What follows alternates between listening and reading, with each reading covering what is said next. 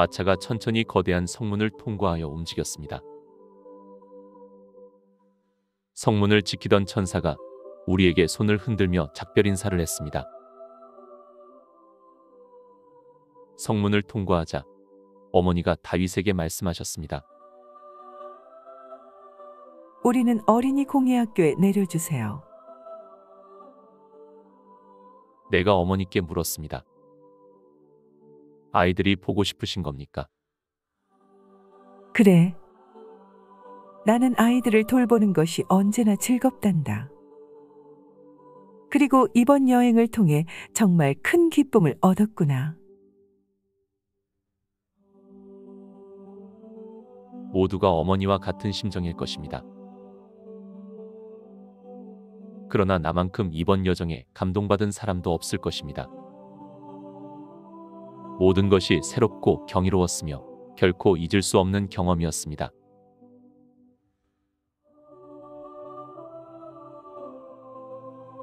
그때 다윗이 말했습니다.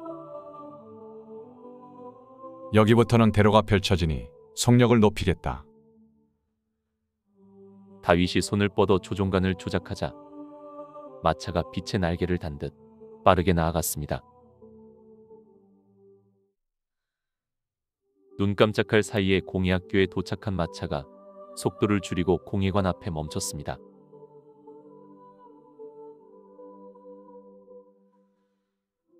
우리는 마차에서 내려 다윗의 친절한 봉사에 대해 감사를 표했습니다. 다윗이 미소를 지으며 말했습니다. 누군가에게 도움이 된다는 것은 언제나 기쁜 일이다. 다윗은 내가 어머니와 작별 인사를 나누도록 시간을 주고 자신은 길 건너편에서 과일을 따모았습니다. 그의 배려에 감사하며 우리는 방금 마친 경이로운 여행에 관해 이야기를 나눴습니다. 얘기를 나누던 중에 누군가 우리를 향해 오는 것을 보았습니다. 여행 전에 헤어진 보헤몬드였습니다. 나는 반가움에 그에게 손을 흔들었습니다. 보헤몬드, 어서 오게. 자네에게 해줄 말이 정말 많아. 우리가 헤어진 후에 나는 신령한 일들을 체험했다네. 그리고 내 가장 가까운 동반자이자 젊은 날의 나의 아내를 자네에게 소개하고 싶네.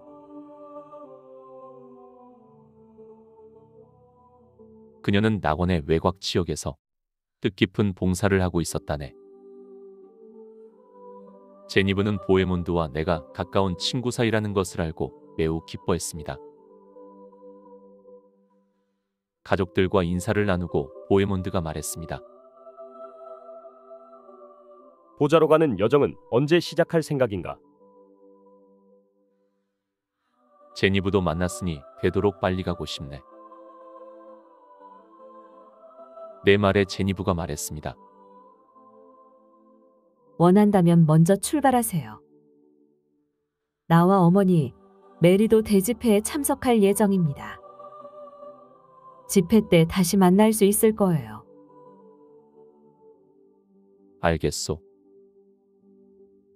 우리는 대집회에서 만날 것을 약속하고 작별 인사를 나눴습니다.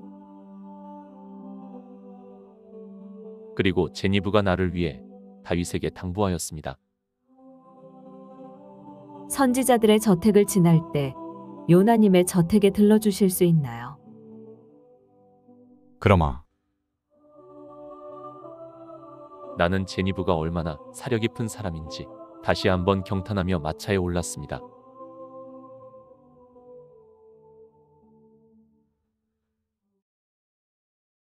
나와 보헤몬드를 태운 마차는 도시의 중심부를 향해 나아갔습니다. 천국에 도착한 이래로 내 영혼은 아버지의 보좌를 직접 보고 싶다는 열망으로 가득했습니다. 그것은 우리가 그분과 함께 왕노릇할 것이라는 사실과 맞물려 기대감을 더욱 증폭시켰습니다. 나는 이미 우리 복되신 주님을 여러 번 뵈었고 그분의 거룩한 얼굴을 보았습니다. 그와 더불어 아버지의 보좌와 그 주위의 무수한 천상의 존재들을 보고 싶다는 갈망도 여전히 컸습니다. 내 생각을 읽고 다윗이 말했습니다. 내가 바라는 것 이상의 모든 것을 보게 될 것이다. 그리고 성급하게 보좌로 나아가지 않은 것은 지혜로운 선택이었다. 지금도 보좌의 영광을 마주하기에는 부족한 감이 있구나. 하나 보좌로 향하는 내 여정이 너를 더욱 발전시킬 것이고 충분히 준비시킬 것이라 믿는다. 보헤몬드가 다윗과 내게 말했습니다. 두 분과 헤어진 후에 거룩한 성의 여러 곳을 방문하였습니다. 그것으로도 충분한 기쁨이었지만 여럿이 함께하면 기쁨이 배가 되지 않겠습니까? 여러분과 동행할 기회를 얻게 되어 정말 감사하게 생각합니다. 맞는 말일세. 나도 그렇게 생각한다네. 그리고 다윗이여, 제니브가 말했던 선지자의 저택에 대해 말씀해 주십시오. 기꺼이 말해주마. 족장과 많은 선지자들 그리고 옛 성도들은 서로 가깝게 자리 잡고 있다. 서로 쉽게 왕래할 수 있도록 모여 사는 것이다. 그리고 그들의 저택은 그들의 것이기도 하지만 누구라도 자유롭게 방문하고 머물 수 있다. 거룩한 성의 모든 것은 우리 모두의 것이고 우리는 이 모든 것의 상속자이기 때문이다. 내가 감격하여 말했습니다. 하나님께서 이 모든 놀라운 것을 우리를 위해 예비하셨다는 사실이 정말 놀랍습니다. 이것들이 정말 나의 것이란 말입니까? 내가 이 도시에 있는 한 그것들은 내 것이다. 나는 성경 말씀을 기억합니다. 하나님께서 만물이 다 너희 것이요 너희는 그리스도의 것이요 그리스도는 하나님의 것이라고 하셨습니다. 보헤몬드가 말했습니다.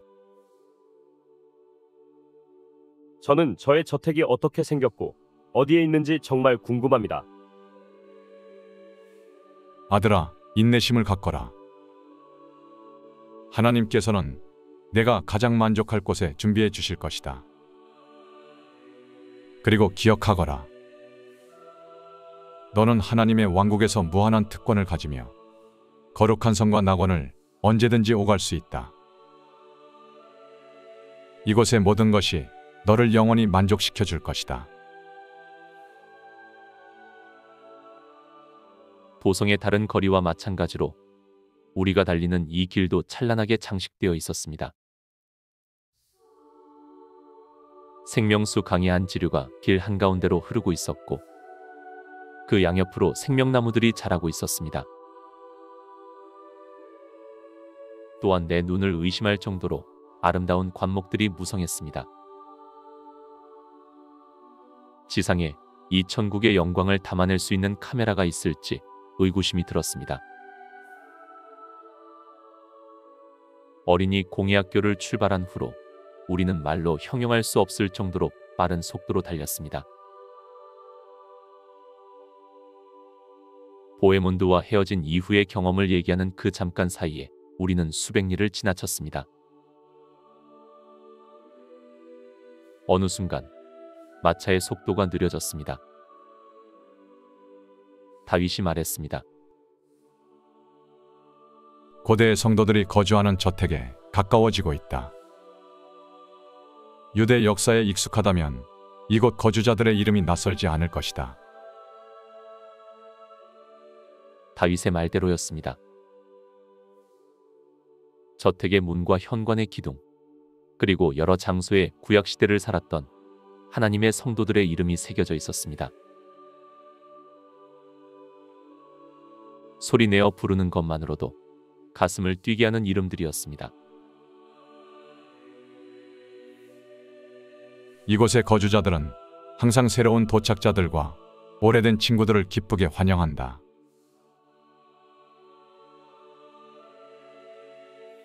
내가 말했습니다. 제니브가 요나 선지자에 대해 말한 것 같은데 그의 저택도 볼 수 있습니까? 나는 내심 요나의 집을 구경하고 싶었습니다. 물론이다. 마침 저기 보이는구나. 그가 가리킨 곳에 아름답기 그지없는 저택이 있었습니다. 잠시 후 마차가 궁궐 같은 저택 앞에 멈췄습니다.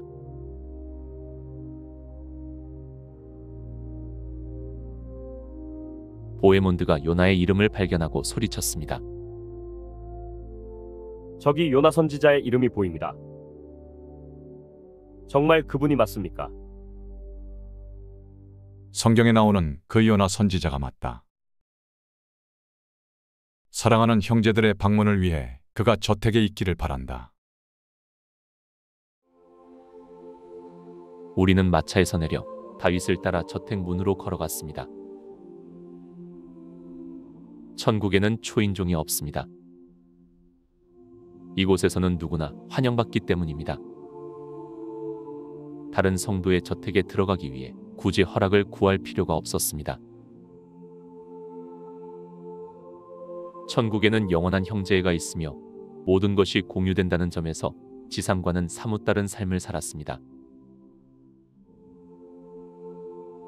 우리의 방문을 알기라도 했는지 요나 선지자가 마중을 나왔습니다. 그를 보고 다윗이 반갑게 인사했습니다. 형제여, 좋은 아침이요. 요나가 말했습니다. 좋은 아침입니다.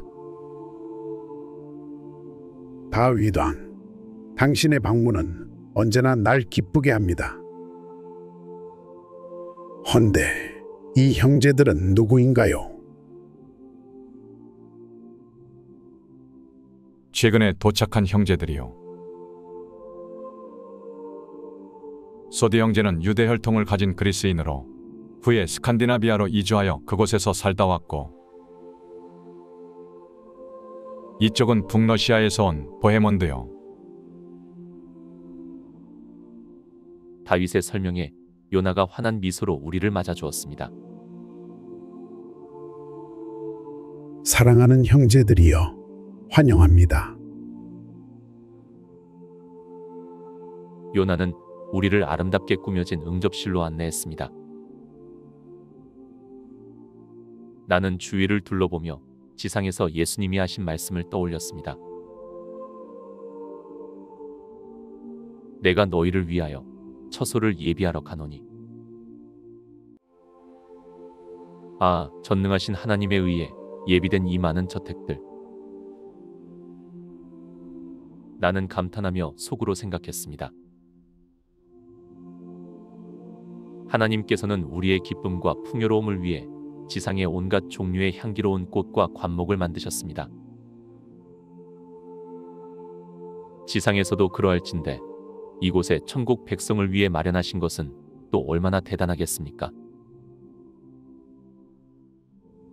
내가 요나에게 물었습니다. 요나 형제님, 참으로 반갑습니다. 그런데 성경에 기록된 그 유명한 요나 선지자가 틀림없습니까? 요나가 말했습니다. 나는 아미떼의 아들로 옛 갈릴리 남부 스불론의 가드 헤벨에서 태어난 요나가 틀림없습니다. 대략 2700여 년 전인 것 같군요. 하나, 그것은 지상의 셈법이고 천국의 시간으로 따지면 불과 이틀 반 정도밖에 지나지 않았습니다. 그렇군요. 그리고 당신이 물고기 뱃속에 있었던 경험을 말해줄 수 있나요? 그 사건을 회의적으로 보는 사람들이 많습니다. 그 이야기는 모두 사실입니다. 내가 어떻게 물고기 뱃속에서 살 수 있었는지는 설명할 수 없습니다. 다만 물고기 뱃속에서 사흘을 지낸 것은 확실합니다. 그 물고기도 나만큼이나 그 일을 싫어했을 것입니다.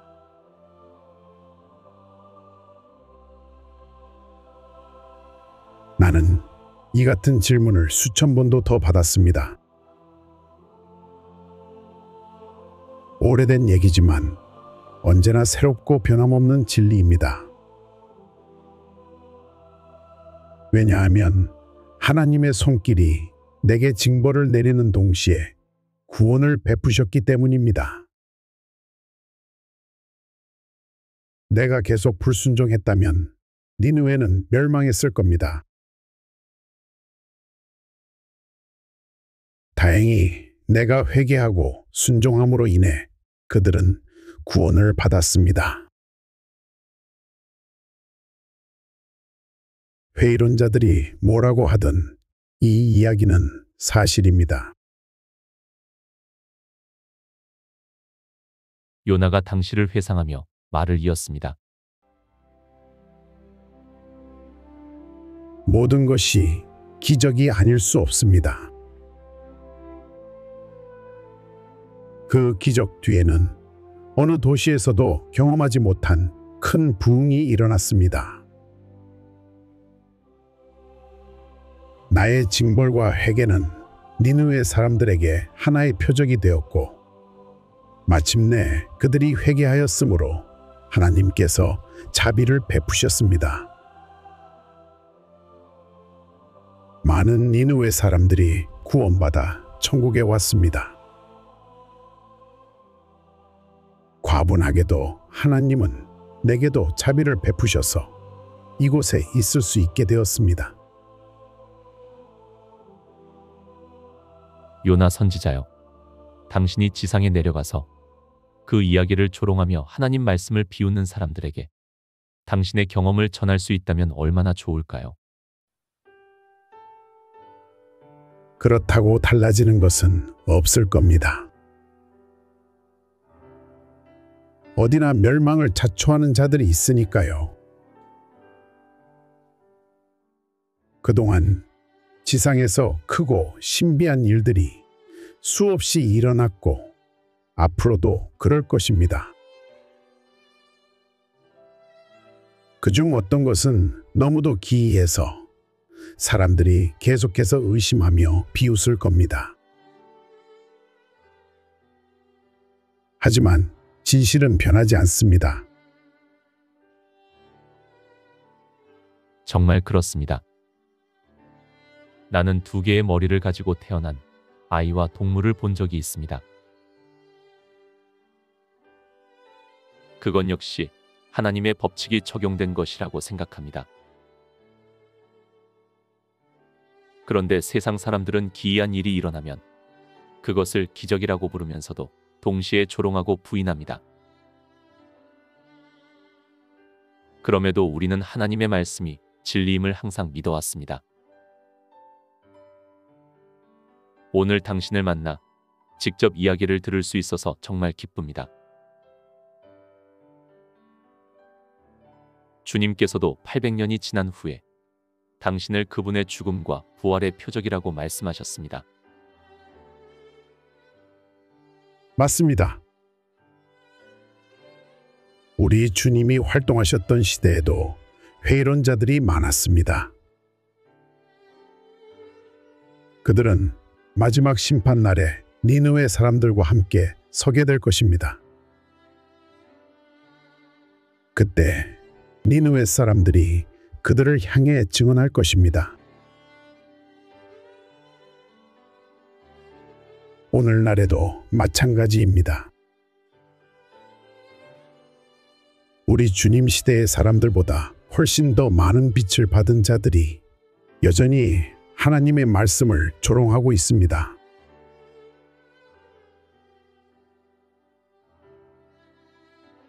다윗이 말했습니다. 내 시대에도 많은 놀라운 일들이 있었다. 하나님의 손이 날마다 나를 보호하셨으며 수많은 위험에서 나를 건져주셨다. 그것만으로도 책 한 권을 가득 채울 수 있을 것이다. 내 시대의 사람들은 일반적으로 이러한 특별한 섭리를 하나님의 손길로 받아들였다. 요나가 말했습니다. 정말 그렇습니다. 나는 다윗 왕이 죽고 약 200년 후에 세상에 태어났습니다. 그 시절에 모든 사람이 하나님께서 크게 존귀하게 여기신 인물로 당신을 꼽곤 했습니다. 그들의 대화를 듣고 있자니 나도 모르게 기쁨으로 충만해졌습니다. 이 모든 일을 이루신 하나님과 그분의 보좌로 가고 있다는 생각으로 감동이 솟구쳤습니다. 내가 말했습니다. 우리는 지금 보좌로 가는 길입니다. 내가 평생 노래하고 기도하며 동경해왔던 그 영광스러운 곳을 보고 싶어서 견딜 수가 없습니다. 그토록 바람하지 않던 그곳에 이렇게 가까이 와 있다니 내 영혼은 환희로 가득해서 흥분을 가라앉힐 수가 없습니다. 할렐루야. 다윗이 환하게 웃으며 말했습니다. 억누를 것 없다. 수금을 조율하거라. 우리는 수금에 맞춰 목청껏 하나님을 찬양했습니다.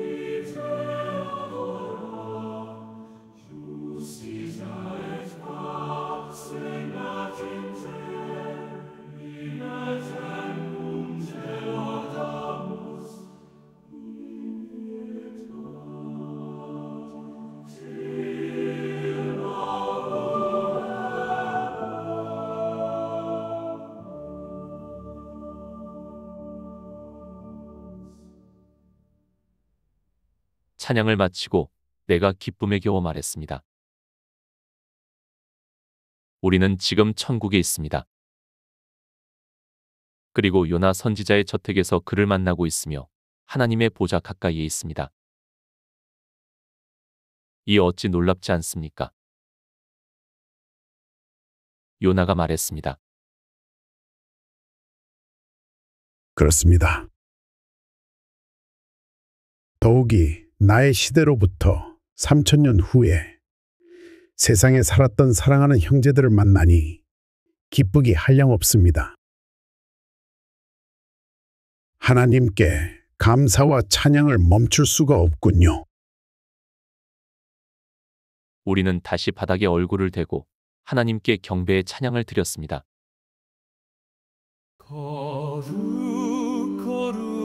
거룩하신 주 하나님, 하늘과 땅에 충만하신 영광의 왕, 전군 천사 주를 높여 찬양하오니 우리도 주께 영광 돌려 경배하네. 거룩하시도다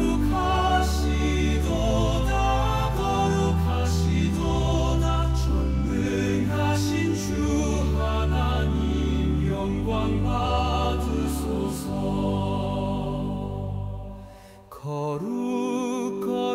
거룩하신 주 하나님, 어제도 계셨고 지금도 계신 주님, 영원토록 변함없는 사랑 베푸사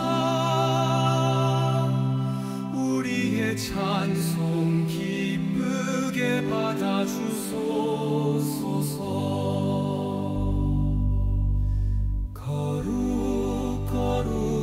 거룩하신 주 하나님, 모든 만물이 주 앞에서 엎드리네.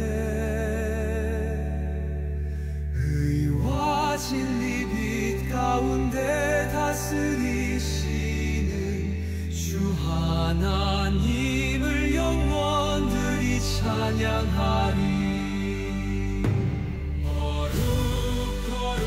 거룩하신 주 하나님,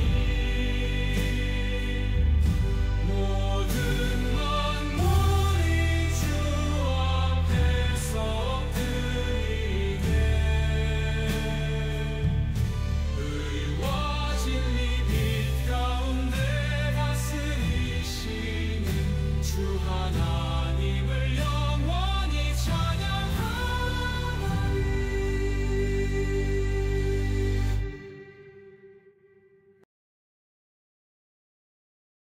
즐거운 만남이 끝나고 우리는 아쉬운 작별을 나눴습니다. 요나가 말했습니다. 대집회 기간에 나도 보좌 앞에 있을 것입니다. 수백만의 성도가 모이는 그 놀라운 자리에서 여러분을 다시 만나기를 바랍니다. 요나가 우리에게 손을 내밀었고 우리는 따뜻한 작별 인사를 나눈 뒤에 마차에 올랐습니다.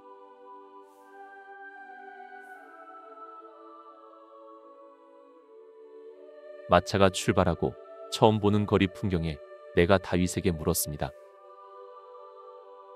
지난번에 왔을 때하곤 경치가 다른 것 같습니다. 맞다. 이번에는 방향을 달리해 보았다. 신기한 것은 보좌에 가까워질수록 영광의 빛이 더욱 강렬해졌지만 전처럼 눈이 부시지는 않았습니다. 어느새 우리는 그 빛을 받아들일 준비가 되어가고 있었습니다. 수천의 행복한 영혼들이 우리 앞을 지나갔습니다. 또한 대집회 준비를 위해 많은 사람이 분주하게 움직이고 있었습니다. 그때 다윗이 말했습니다. 잠시 멈춰야겠다. 나를 부르는 천사가 있구나. 다윗이 마차에서 내려 한 천사와 얘기를 나눈 후에 돌아왔습니다. 다윗이 말했습니다. 잠시 동안 너희를 떠나야 할 것 같다. 대집회 준비를 위해 성의 먼 지역을 급히 방문해야 할 일이 생겼다. 오래 걸리지는 않을 것이다. 그동안 너희는 원하는 대로 산책을 즐기고 마음에 드는 저택이 있다면 방문해도 좋다. 이곳의 모든 것이 너희들의 것이다. 내가 제 시간에 오지 못하면 지나가는 아무 마차나 타거라. 보좌로 안전하게 안내해 줄 것이다.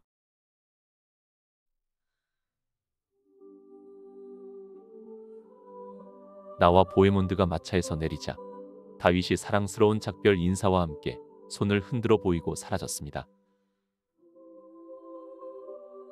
다윗과 헤어지고 나와 보헤몬드는 하나님의 전능하심과 사랑, 그리고 우리가 목격한 훌륭하면서도 경이로운 것들을 깊이 생각하며 함께 걸었습니다. 이윽고 우리는 아름다운 공원에 도착했고 그곳에서 장로들의 무리를 발견했습니다.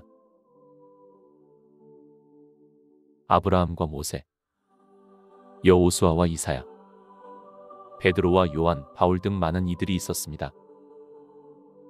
그들은 어떤 주제를 놓고 열띤 대화를 나누고 있었습니다. 장로 중 한 분이 우리를 보고 손짓하며 말했습니다. 다시 만나게 되어 반갑다. 세네카, 우리는 주님께서 너희에게 큰 은혜를 베풀 계획을 갖고 계시다는 소식을 들었다. 우리에게 말을 건넨 분은 다름 아닌 아브라함이었습니다. 내가 말했습니다. 거룩한 형제님들, 우리 앞에 어떤 일이 기다리고 있는지는 모르겠으나 우리는 주님께서 무한한 자비로 가득하심을 깨닫고 있으며 우리가 보는 모든 것에 큰 감명을 받고 있습니다. 아브라함이 말했습니다. 지금까지의 너희 여정에 대해 알고 있다. 그리고 너희가 이 모임에 지혜롭게 인도된 것을 기쁘게 생각한다. 우리는 지상교회에서 가르치는 신학에 관해 얘기하던 중이었다. 관심이 있다면 토론에 참여해도 좋다. 어떤 내용이든 자유롭게 질문하고 답할 수 있느니라. 우리는 기꺼이 초대를 받아들였습니다. 이처럼 탁월한 인물들과 함께할 기회는 흔치 않을 뿐더러 그들은 교회의 신앙을 위해 누구보다 많은 공헌을 한 사람들이었습니다. 아브라함이 말했습니다. 우리는 지상교회가 겪는 모든 일에 깊은 관심이 있다. 너희는 최근까지도 지상에 있었기에 너희의 합류가 우리를 기쁘게 하는구나. 오히려 여러분과 함께할 수 있다는 것이 큰 특권입니다. 그때 모세가 우리에게 다가와서 장로들이 먹고 있던 과일 바구니를 건네주었습니다. 아브라함이 모두를 향해 말했습니다. 신학은 하나님의 존재와 성품, 그분의 속성, 율법과 통치, 사람들이 믿어야 할 교리와 실천해야 할 의무를 다룹니다. 그러나 최근 몇 년간 이러한 가르침이 소홀히 여겨지고 있습니다. 그리고 교회 안에 엄청난 오류들이 스며들고 있다는 소식을 들었습니다. 종교란 하나님과 개인적으로 교제하는 인간의 삶을 뜻합니다. 그것은 우리가 마땅히 짊어져야 할 모든 의무 가운데 하나님을 인식하는 것이며 인간을 하나님과 하나로 묶는 유대감입니다. 참된 신앙이란 하나님의 임재를 깨닫고 우리의 모든 일상 속으로 그분을 초대하는 것입니다. 그것은 하나님의 생명이 인간의 영혼 속에 자리하는 것을 의미하며 선한 행실과 거룩한 삶을 통해 드러나게 됩니다. 내가 질문했습니다. 그렇다면 종교와 신학의 차이가 무엇입니까? 아브라함이 말했습니다. 종교란 인간의 마음과 삶이 하나님을 향하도록 하고 하나님의 모든 뜻에 순종하는 삶을 심어주는 신앙적 체계를 말한다. 아브라함의 말에 모세가 설명을 추가하였습니다. 신학이란 하나님이 인간을 구원하시는 법칙을 연구하는 학문적 체계를 말한다. 그러나 바리새인과 서기관들 중 많은 사람이 그러했듯이 신학자라고 해서 반드시 신앙적 체험을 하는 것은 아니다. 참된 신학의 근원은 하나님, 곧 인간에게 주신 계시 가운데 존재하시는 하나님이시다. 바울이 이어서 말했습니다. 이 계시는 자연적인 것과 초자연적인 것으로 나뉩니다. 자연신학은 자연을 통해 하나님과 그분의 속성을 설명합니다. 약 1900년 전에 나는 이렇게 기록한 바 있습니다. 그의 영원하신 능력과 신성이 그 만드신 만물에 분명히 보여 알려졌나니 그러므로 저희가 핑계치 못할지니라 하여 인간은 변명할 수 없습니다. 성경은 신학적 가르침을 얻을 수 있는 가장 확실한 원천으로 하나님께서 영감으로 주신 계시입니다. 성경을 주의 깊게 해석한다면 우리가 이곳에서 오랜 시간에 걸쳐 하나님을 경험하며 알게 된 그대로 성경이라는 계시를 통해 하나님이 드러나심을 깨닫게 될 것입니다. 성경은 하나님의 본질과 속성, 인간과의 관계 및 역사 속에서의 하나님의 행하심을 밝혀줍니다. 참된 신학은 하나님과 인간의 관계, 그리고 하나님과 이웃에게 이행해야 할 의무와 장래의 일을 다뤄야 하는데, 이는 하나님의 백성들의 상급과 회개치 않는 자들에게 내려질 합당한 형벌에 대하여 논하는 것입니다. 바울의 설명이 끝나고 내가 말했습니다. 최근 수십 년 동안 성경에 대한 논쟁과 비판이 많았습니다. 그래서 성경을 많이 기록한 여러분께 그것이 정말 하나님께로부터 온 진정한 계시인지 그 신빙성과 권위에 대해 질문할 수 있는 특권을 가지게 되어 정말 기쁩니다. 내 말에 모세가 말하였습니다. 나의 시대에도 많은 비평가들이 있었다. 그 어떤 증거도 그들을 만족시킬 수 없었다. 천지 창조와 마찬가지로 계시에도 신비가 존재한다. 나는 하나님의 직접적인 부르심을 받았고 율법서의 작성은 하나님의 명령에 따라 기록한 것이다. 또한 여호수아는 하나님이 지명하신 나의 명백한 후계자였고 중요한 사명을 감당하였다. 그의 권위가 하나님에게서 왔다는 사실은 그의 기록을 통해 알 수 있다. 그의 메시지와 기록은 다음과 같은 서두로 시작하였다. 이스라엘의 여호와 하나님께서 이같이 말씀하시니라. 모세의 말이 이어졌습니다. 사무엘도 마찬가지였다. 선지자이며 이스라엘의 선견자인 그도 하나님께서 일찍이 부르셔서 하늘의 권위로 말씀을 전하였다. 그뿐 아니라 모든 예언서가 하나님께서 직접 주신 메시지로 이루어져 있다. 우리를 보내신 주님은 구약 성경 전체를 인정하셨으며 고대 기록들의 최고의 권위를 부여하셨다. 주님께서 직접 말씀해 주신 바에 따르면 그분의 인장이 찍힌 이 말씀들은 영원무궁할 것이다. 그러므로 교회가 성경의 권위를 잃을까 걱정할 필요는 없다. 회의적인 자들이 아무리 폄훼하려고 해도 하나님께서는 스스로 권능을 가지셨을 뿐 아니라 언제라도 고라와 다단과 아비람의 때처럼 땅으로 하여금 입을 벌리게 하여 악인의 무리를 삼키게 하실 수 있으시니 말이다.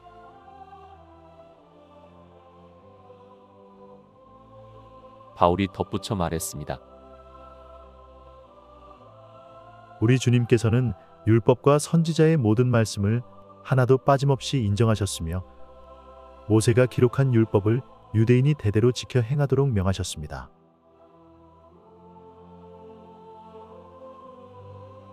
주님께서는 모세로부터 말라기에 이르는 거의 모든 선지자의 글을 인용하심으로써 그것이 하나님의 말씀으로 온전한 권위를 갖는 것을 인정하셨습니다. 우리는 주님의 사도이자 복음 전도자로서 성경의 기원을 확실하게 인정하였으며 그것을 인용하고 기록하며 설교하면서 모든 신앙 문제를 대함에 있어 그것을 권위로 삼았습니다. 언제나 우리는 성경을 하나님의 말씀이라 선언하고 성령께서 그의 옛 종들의 입을 통해 말씀하신 것이라고 증거하였습니다. 이것은 명백히 다윗에 의하여, 이사야에 의하여, 그리고 다른 거룩한 선지자들에 의해 선언된 것입니다. 잠잠히 듣고 있던 베드로가 한마디 했습니다. 여러분도 알다시피 나는 변화산에서 예수님이 변형되심과 그분이 곧 하나님의 아들이심을 증거하였습니다.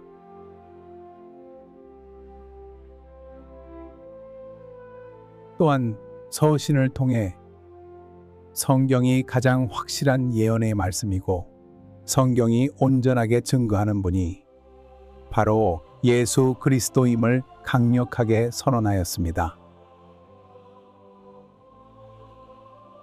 그러나 안타깝게도 우리의 연합된 증언이 모든 유대인에게 받아들여지지는 않았습니다.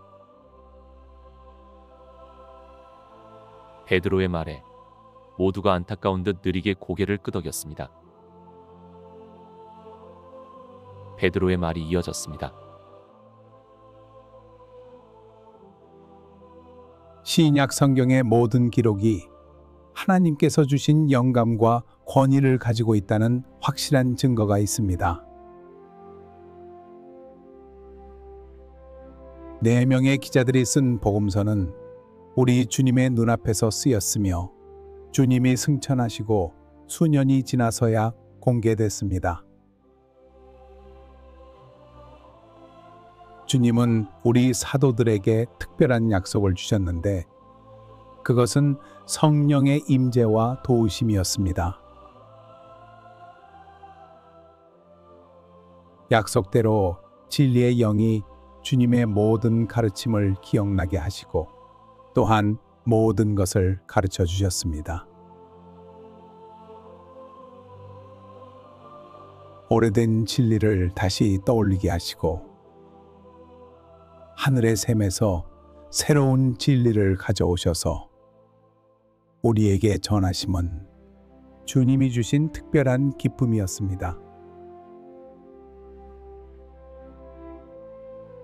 이러한 은총 덕분에 주님께서 자신의 말씀과 옛 선지자들의 말씀에 권위를 부여했듯이 우리의 말에도 권위가 주어진 것입니다.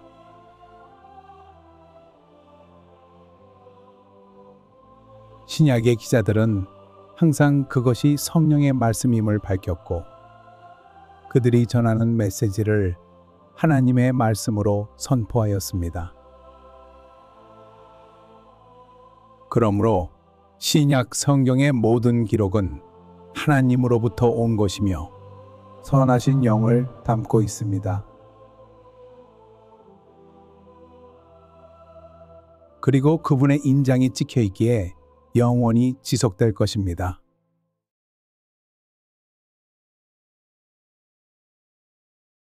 이에 보헤몬드와 내가 거의 동시에 말했습니다. 지금 장로님들이 이해하시는 신약 성경의 가르침을 간결하게 설명해 주셨으면 합니다. 우리가 알고 있는 신학과 교회에서 가르치는 신학을 비교하여 참된 진리가 무엇인지 알고 싶습니다. 그들은 모두 흔쾌히 동의하였습니다. 아브라함이 말했습니다.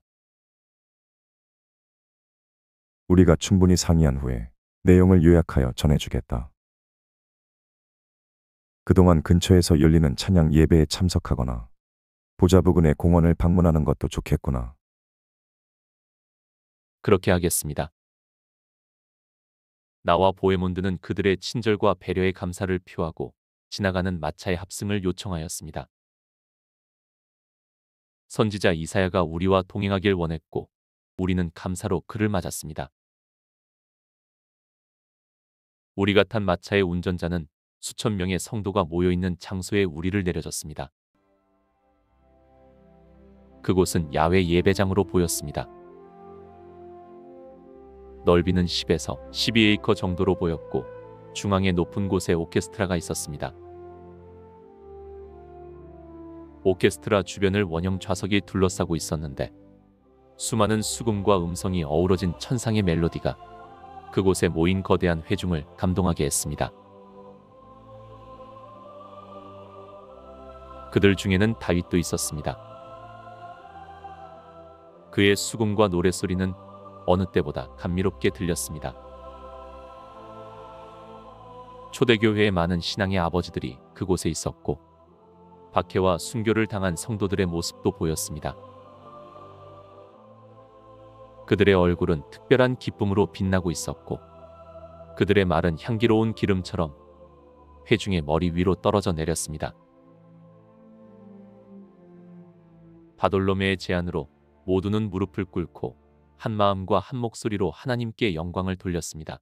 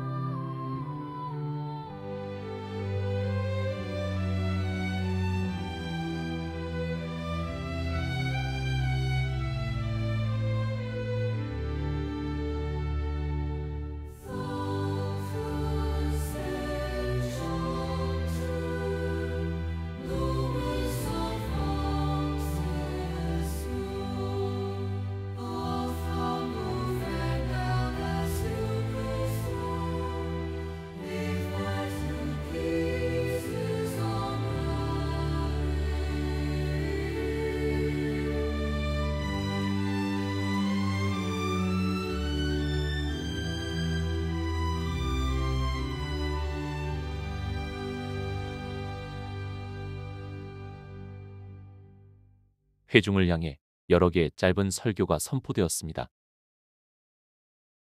그들의 설교를 듣고 나를 비롯하여 새로 도착한 많은 영혼들이 큰 은혜를 받았습니다. 이곳의 예배는 곧 보좌에서 개최될 대집회의 예비적인 성격으로 보였습니다. 그때 이사야가 길게 흐르는 수염을 휘날리며 운빛 나팔처럼 장엄한 목소리로 곧 개최될 대집회의 절차와 질서를 선포했습니다. 그곳에서 에녹도 보았습니다. 에녹의 얼굴은 천사처럼 빛났고 하나님의 영광을 외치며 주변 사람들과 기쁨을 함께했습니다. 세례 요한은 그의 강렬한 목소리로 회중을 불꽃처럼 뜨겁게 타오르게 하였습니다. 복된 동정녀 마리아도 그곳에 있었는데 그녀의 부드러운 음성이 마치 빛의 물결처럼 모든 사람의 머리 위로 퍼져나갔습니다. 우리는 그녀가 천국에서 크게 존경받고 있음을 알게 되었습니다. 브리스길라와 아굴라 또한 많은 사람에게 유익한 말씀을 전하였습니다. 그 외에도 수많은 이들이 하나님의 크시고 선하심을 증거하였습니다.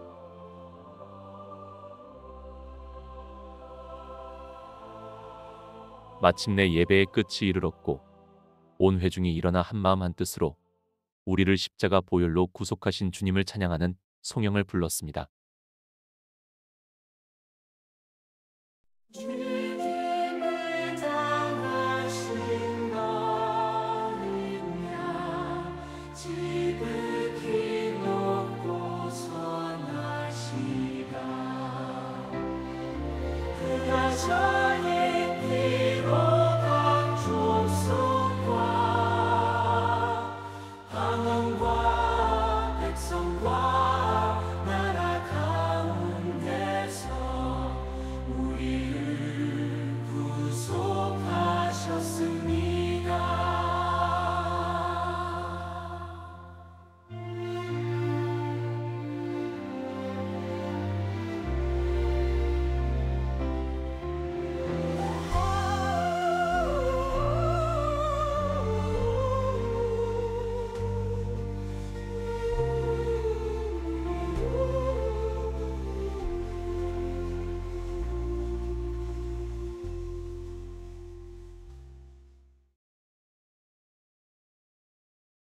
예배를 마치고 흩어지는 인파 속에서 우리는 새로 도착한 많은 영혼을 보았습니다.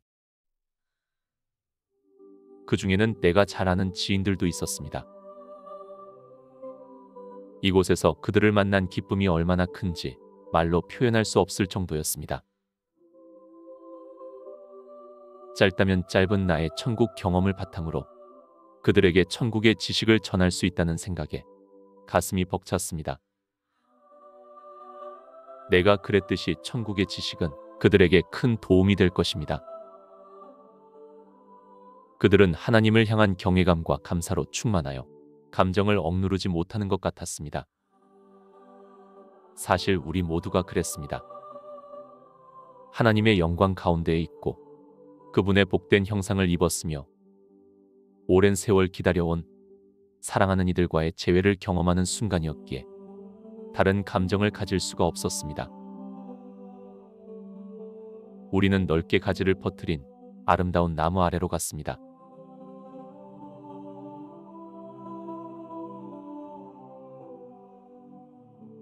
나무에는 매달 열리는 천상의 열매들이 쉽게 닿을 수 있는 곳에 주렁주렁 열려 있었습니다. 나무의 열매와 잎사귀에서 이루 형용할 수 없는 향기가 뿜어져 나와 우리의 영혼을 매료시켰습니다. 그 순간 우리는 하나님의 임재와 영광 그리고 우리를 위해 계획하신 모든 것에 완전히 압도되었습니다.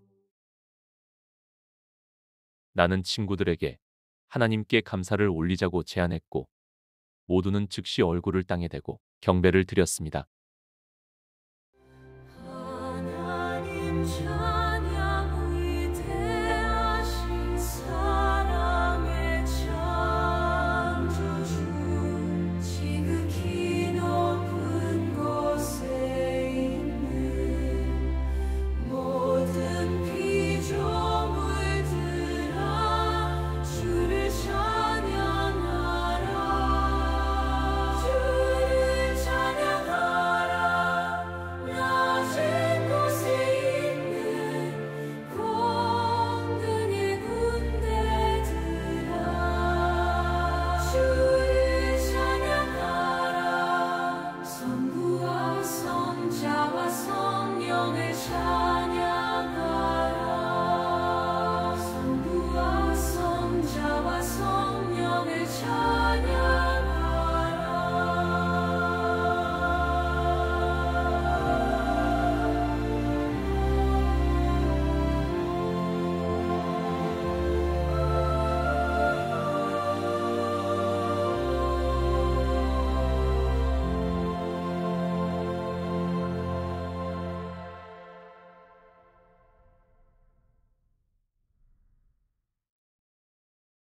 나의 친구들은 끊임없이 할렐루야를 외쳤으며 찬양을 멈출 줄 몰랐습니다.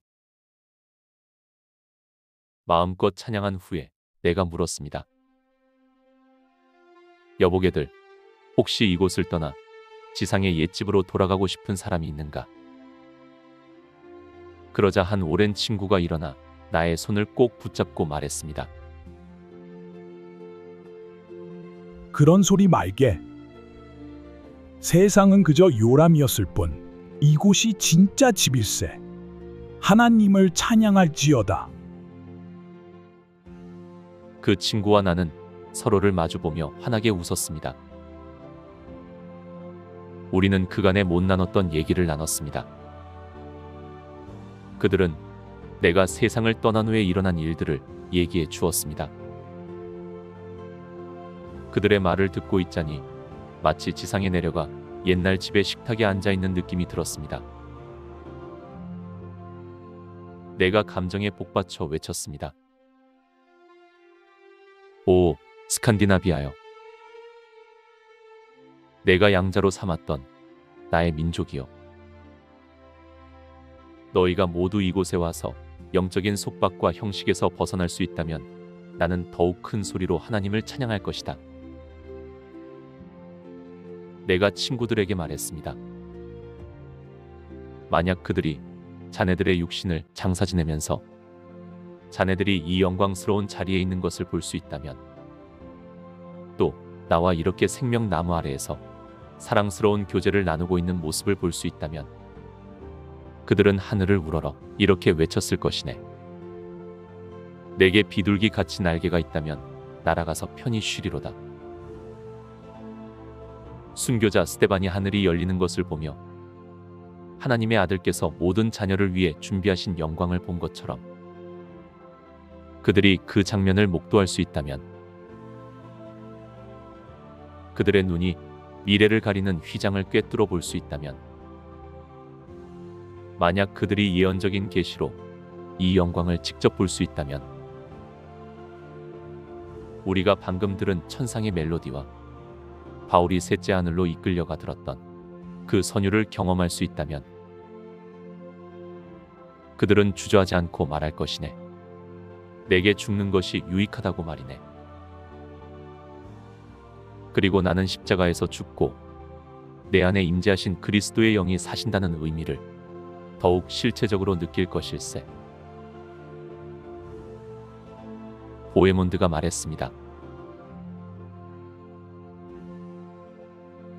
형제들이여, 여기서는 무한한 자유를 누릴 수 있습니다.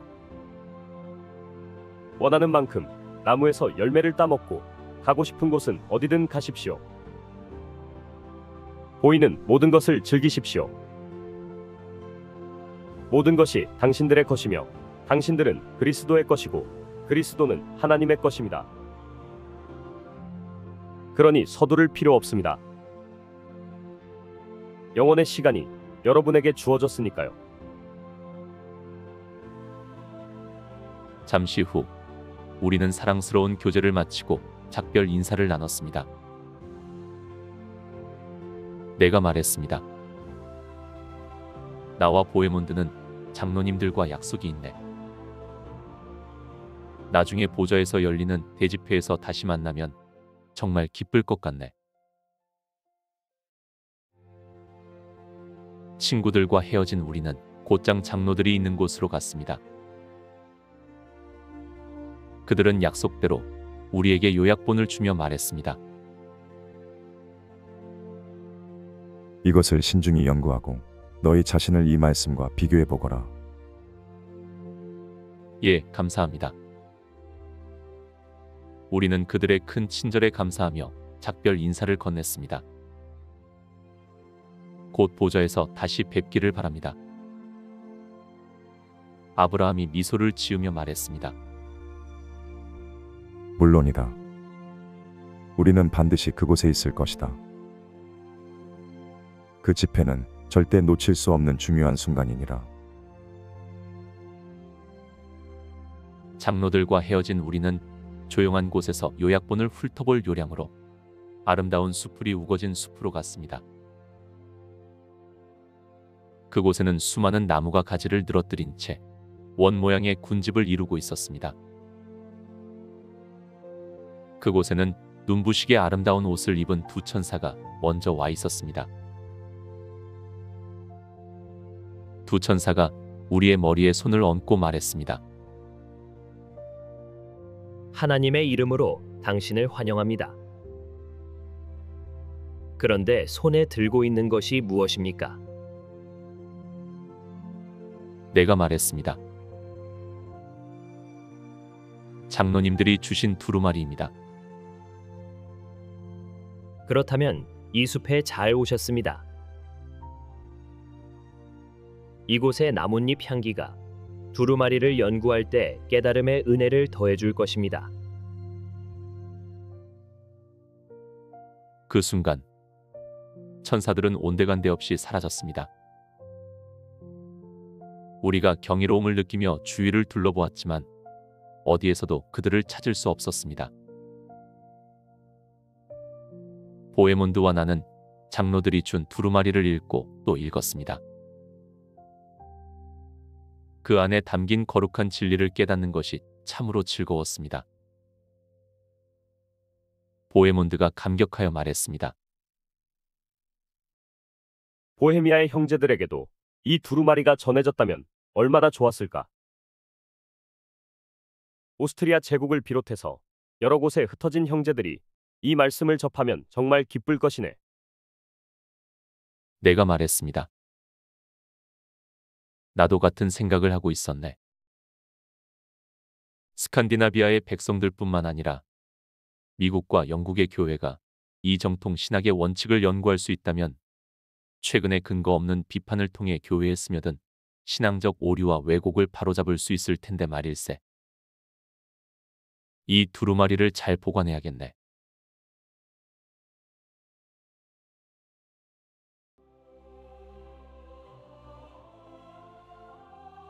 다음은 천국의 장로들이 준 두루마리에 적힌 내용입니다. 유일성. 살아계신 참 하나님은 오직 한 분이시다. 하나님의 속성. 하나님의 속성은 그분께 속한 특성과 본질에 있어 완전함을 의미한다. 이러한 속성들은 하나님의 신성한 본질의 일부로서 하나님께서 인간에게 계시하신 존재의 형태와 표현들이다.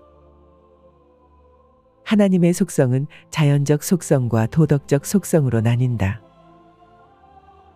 자연적 속성은 하나님의 존재를 무한하고 합리적인 영으로 드러내며 자존성, 자유, 전능성, 편재성, 전지성 그리고 지혜를 포함한다. 도덕적 속성은 거룩함, 의로움, 정의, 선하심, 사랑, 은혜, 자비 그리고 진리를 포함한다. 하나님은 인간이 볼 수 없는 영적 존재이시며 영원히 자존하는 분이시다. 하나님께서는 불멸의 존재들을 창조하시지만 영원성을 소유하신 분은 오직 하나님뿐이시다. 하나님은 무한하시며 온 우주를 가득 채우고 모든 세계를 아우르신다. 하나님은 편재하시며 무한한 능력을 가지신다. 이는 그분의 크고 작은 모든 창조물에서 나타난다. 모든 행위는 하나님의 의지로 이루어지며 인간은 이를 다양한 형태의 수많은 창조물 속에서 볼 수 있다. 하나님의 전능성은 오직 그분의 도덕적 완전성에 의해서만 제한된다. 즉 하나님은 거짓말을 하시거나 악을 행할 수 없으시다. 하나님은 전지하신 창조주요 만물을 지탱하고 다스리는 분이시다. 하나님 앞에서는 모든 것이 드러나며 감추게 할 것이 없다.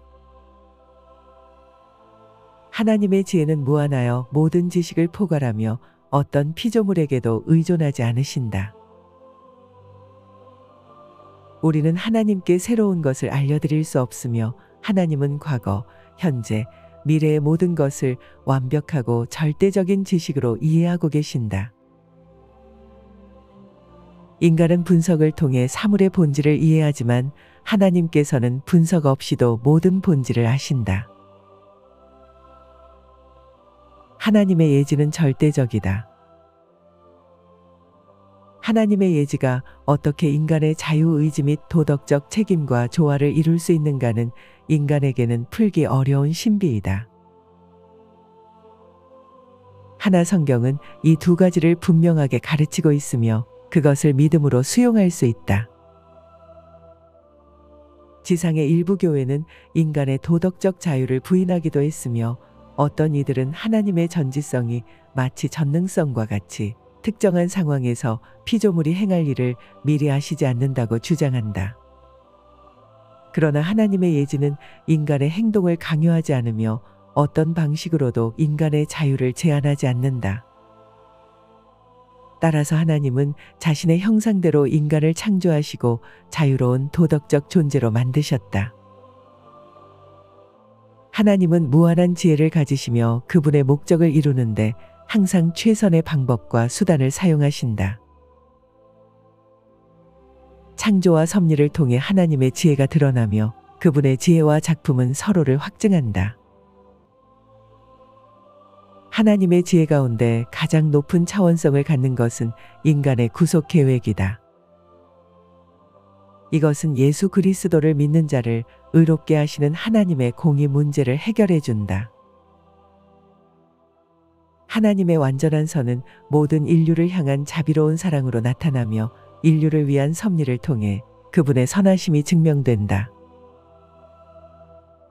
인간을 구원으로 이끄시는 하나님의 은혜로운 역사와 인간의 현세와 영원한 행복을 위한 풍성한 공급 속에서도 그분의 선하심을 볼 수 있다. 도덕적 악. 하나님의 의로운 통치 가운데 어떻게 죄가 존재할 수 있으며 그 무서운 결과가 어떻게 나타나는지는 인간이 지상에서 완전히 이해할 수 없는 어려운 문제이다. 그러나 죄는 엄연히 존재하며 하나님께서는 왜 그것을 자신의 주권적인 뜻에 따라 허용하셨는지 인간에게 모두 밝히지 않으셨다. 그럼에도 천국에는 죄가 존재할 수 없다. 어떤 죄도 이 성스러운 도성에 유입될 수 없다. 만일 천사가 다시 죄를 짓는다면 하나님께서는 즉시 그를 지옥에 던지실 것이다. 의로움과 정의는 하나님의 신성한 완전성이다. 이것은 그분의 통치 가운데 나타나는 거룩함이다. 하나님의 신실함과 진리는 그분의 의로움과 다르지 않다. 하나님의 모든 말씀과 행위는 참되시다. 하나님의 진리는 영원하며 그분의 계시된 진리와 어긋나는 것은 모두 거짓이다. 우리가 천국에서 반복하는 진리는 이것이다. 하나님을 아는 것이 곧 최고의 진리이다. 예수 그리스도께서는 나는 길이요, 진리요, 생명이다 라고 선언하셨다. 하나님께서 분명하게 계시하신 진리와 일치하지 않는 가르침은 모두 거짓이며 사람들을 오도하는 것이다. 삼위일체 하나님. 영원하신 하나님은 인간에게 스스로를 아버지, 아들, 성령으로 계시하셨다. 하나님의 아들은 본래부터 신성을 가지셨으며 또한 아버지의 형상을 하고 계신다. 오랜 세월 교회 안에 많은 오류와 이단이 존재해왔다. 그러나 우리는 삼위일체 하나님을 예배하며 신성한 인격을 혼동하지 않고 본질을 나누지 않는다. 아버지의 인격이 하나, 아들의 인격이 하나, 성령의 인격이 하나이지만 아버지, 아들, 성령의 신성은 동일한 하나님이시다. 예수 그리스도의 신성. 예수 그리스도께서는 영원 전부터 하나님의 말씀이셨다. 태초에 말씀이 계셨고 말씀이 하나님과 함께 계셨으며 말씀이 곧 하나님이셨다. 지상에서 우리는 언제나 예수님을 신성한 분으로 믿고 하나님으로 경배하였으며 천국에서는 성도들과 천사들 모두 그분을 하나님으로 고백하며 아버지와 동등한 분으로 예배한다. 하늘의 모든 무리들이 예수님을 경배하며 그분께서는 육신으로 나타나신 하나님이시다. 성령 하나님. 성령님은 아버지와 아들과 하나이시며 영원성과 권능과 영광이 동등하시다. 창조 때 성령님은 물 위에 운행하셨으며 혼돈 속에서 아름다움을 창조하셨다. 성령님은 아버지와 아들로부터 나오셔서 오순절 이후로 교회와 함께 거하신다. 성령님은 성도들의 위로자이자 인도자, 그리고 거룩하게 하시는 분이시다. 인간의 원초적 상태와 타락. 하나님께서는 인간을 정직하게 창조하셨다. 인간은 육체적 존재이면서도 영적 존재였으며 하나님의 생명을 소유하고 하나님의 형상대로 창조되었다. 그는 하나님과 교제할 수 있으며 신성한 것들과 물질 세계 모두와 관계를 맺을 수 있다. 인간은 천사보다 조금 못한 존재로 창조되었으며 영광과 존귀로 덧입혀지고 땅 위에서 하나님의 창조물들을 다스리는 권위를 부여받았다. 그는 하나님과 동행하며 하나님을 경배하고 찬양할 수 있는 능력을 가졌다. 비록 인간이 육체적이고 동물적인 본성을 가지고 있었지만 하나님의 손으로 창조된 인간은 지적이고 도덕적이며 순결하고 거룩한 존재였다. 하나님은 인간을 자신의 법 아래 두셨고 생명과 죽음을 선택할 수 있게 하셨다. 그러나 아담이 범죄하여 죄가 세상에 들어오게 되었다. 그 결과 하나님의 영광이 아담에게서 떠났고 그는 죄책감을 안고 하나님과 단절되었다. 인간이라는 강줄기는 그 근원에서부터 오염된 것이다. 첫 조상들이 죄인이 되었고 후손들은 필연적으로 그들의 타락한 형상을 담게 되었다. 한 사람으로 말미암아 죄가 세상에 들어오고 죄로 말미암아 사망이 들어왔나니 이와 같이 모든 사람이 죄를 지었으므로 사망이 모든 사람에게 이르렀느니라. 인간의 본성은 아담의 원죄로 인해 셈의 원천에서부터 오염되었으며 그 결과 인간의 모든 능력과 힘이 악의 지배를 받게 되었다. 속죄. 예수 그리스도의 죽음은 대속적이고 속죄적이다. 그로 인해 하나님의 정의가 충족되었고 그리스도를 믿는 모든 사람을 의롭게 하시는 하나님의 공의가 해결되었다. 하나님은 회개와 믿음을 통해 보편적인 용서와 구원을 베푸신다. 택정과 예정. 하나님은 세상을 창조하시기 전부터 인간을 구원할 계획을 세우셨다. 또한 시대를 초월하여 하나님의 구속 계획을 받아들이고 그 뜻에 순종하는 모든 사람을 구원하기로 예정하셨다. 그러므로 각 사람은 자신의 자유의지에 따라 구원을 선택할 수 있으며 하나님께서는 자신의 계획에 따라 영원한 생명을 선택할 자들을 예정하셨다. 회개. 참된 회개는 성령이 인간의 마음과 영혼에 역사하시어 죄를 깨닫게 하시고 온 마음을 다해 죄를 버리고 온전히 하나님께 순종하려는 결단이다. 칭의. 칭의는 참된 회개 이후에만 가능하다. 이는 하나님의 은혜로 죄인을 용서하시고 의로운 자로 받아들이시는 행위이다. 오직 예수 그리스도의 십자가 공로로 인해 이루어진다. 믿음. 참된 믿음은 하나님의 모든 말씀과 명령, 약속, 경고를 믿는 것이다. 그것은 증언에 기반하며 진리 그 자체로서 우리에게 가치가 있다. 믿음에는 책임이 따른다. 인간은 거짓을 믿을 수도 있고 진리를 믿을 수도 있다. 그러나 오직 진리만이 인간을 자유롭게 할 수 있다. 참된 구원의 믿음은 예수 그리스도의 대속적 죽음과 부활에 우리의 영혼을 온전히 의탁하는 것이다. 양자됨. 양자됨은 구속받은 죄인이 하나님의 가족으로 받아들여지는 하나님의 행위로 하나님의 자녀로서 모든 권리와 특권을 가지며 하나님의 상속자가 되어 영생과 기업을 얻게 된다.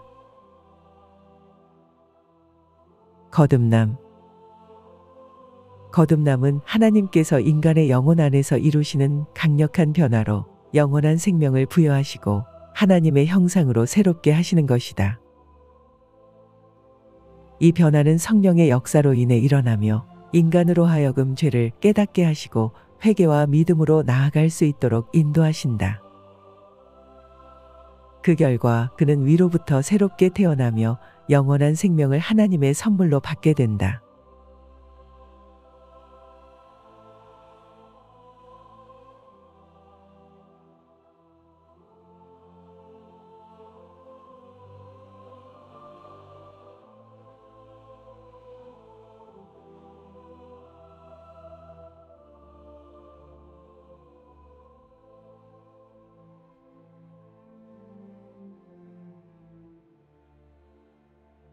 고통의 길을 홀로 걸으신 주님, 멸시와 조롱 받으셨네.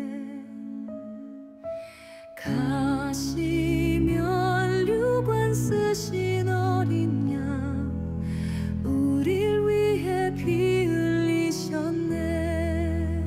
십자가 그 사랑 날 자유케 했네. 그 보혈 날 씻어 새롭게 하셨네. 완전한 희생과 끝없는 은혜로 주님을 영원히 찬양하리.